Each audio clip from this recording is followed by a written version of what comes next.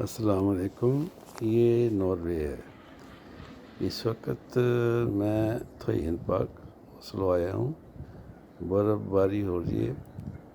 آپ دیکھ رہے ہیں کہ چاروں طرف برف نظر آ رہی ہے.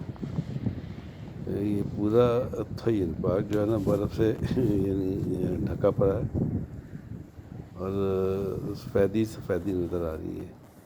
یہاں ناروے میں ونٹر جو ہے یعنی موسم سرما، اس کا سیزن کافی لمبا ہوتا ہے. یہ تقریباً اکتوبر سے شروع ہوتا ہے اور مارچ کے اینڈ تک یعنی جاری رہتا ہے.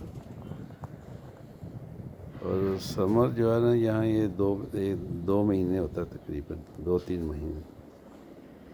تو اگر دھوپ لگ جائے تو لوگ انجوائے کرتے ہیں.